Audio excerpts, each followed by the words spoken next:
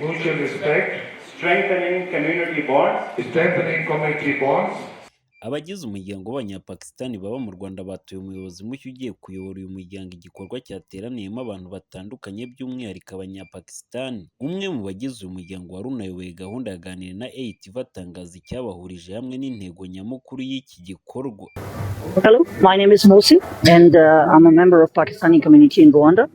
I was one of the MCs. We hosted the show here. Twagize umuhango wo kwakira ku mugaragaro ubuyobozi bushya watowe kuyobora umuryango w'Abanyapakistani mu Rwanda, kandi nanone muri icyo gihe kimwe twizihije umunsi mukuru wa Idil-Fitr. Bityo twagerageje gukora ibintu bibiri icyarimwe nk'uko bivugwa ngo ntitwateye ibuye rimwe twica inyoni ebyiri icyarimwe. Twari dufite igikorwa cyahurije hamwe ibyo byose. Urebye byagenze neza cyane, twari dufite abantu benshi bitabiriye 100 birenga. Kwitabira byari bishimishije, hari harimo n'abaturage baturutse muri Pakistani ndetse n'Abanyarwanda nabo bari bitabiriye iki gikorwa. Umuryango wacu turimo kubaka hano ndetse n'ishyirahamwe twashinze bifite akamaro kanini mu guhuza imico yombi. Turimo kugerageza guhuza umuco w'Abanyapakistani n'umuco w'Abanyarwanda. Uyu muryango urebye uzagira ibikorwa byinshi byo kwegera abaturage, kandi nanone tuzaba dufitanye isano rya hafi n'abaturage baho. Ishyirahamwe ryacu kandi rikaba rikorera munsi y'ubuyobozi bwa High Commission, bityo umuryango wacu n'ishyirahamwe rero bizakomeza gushyigikirwa cyane na High Commission.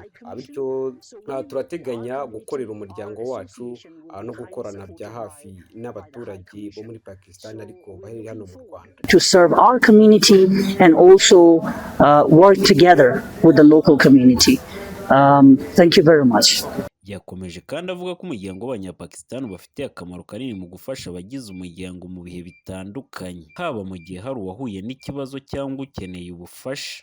Well, our association, technically it's not just an association, it's a welfare association. Mu muryango wacu tubafasha mu buryo butandukanye. Iyo hari umuntu urwaye mu gihugu turamufasha, iyo hari ukeneye akazi nabwo turamufasha kugashaka, kandi nanone iyo umwe muri bagenzi bacu yapfushije umwe wo mu muryango we nabwo turamufasha uburyo ki twategura umurambo we ukaba wakoherezwa mu gihugu cyiwe. In many ways, we are working in this community.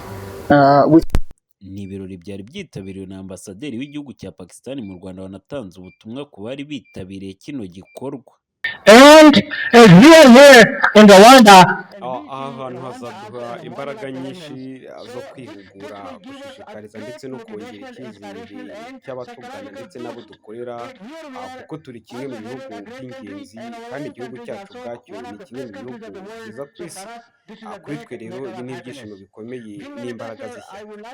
Abashoramari bacu rero ndifuza kubabwira ko ishyirahamwe ry'Abanyapakistani hano mu Rwanda hamwe n'andi matangazo nshaka kuba nabagezaho muri aka kanya, ku ikibazo icyo ari cyo cyose cy'umunyamuryango waba afite, ntimugatekereze kabiri kuba mwaza ku ishyirahamwe cyangwa se kuri ambasade y'Abanyapakistani kugira ngo tube twagikemura. Mumenye ko sekretariya, akanama k'ubuyobozi bahora bakinguye kandi biteguye kugira ngo babe babakira hamwe n'imbaraga z'ubuyobozi. Bityo imikoranire yacu n'umuryango igomba gukomerezwa mu nyubako ya ambasade igomba gukoreramo, ari wo muryango wemewe cyangwa se ku ishyirahamwe ry'Abanyapakistani. तो अगर आप पहले से एसोसिएशन के थ्रू हमारे पास आ जाए. Iki gikorwa cyagaragaje ubufatanye n'ubusabane hagati y'abagize umuryango w'Abanyapakistani ndetse n'abaturage baho, kikaba urugero rwiza rwo guhuza imico no gushimangira umubano mwiza hagati yabo. Sekanyambo Jean Damascene, AITV mu mujyi wa Kigali.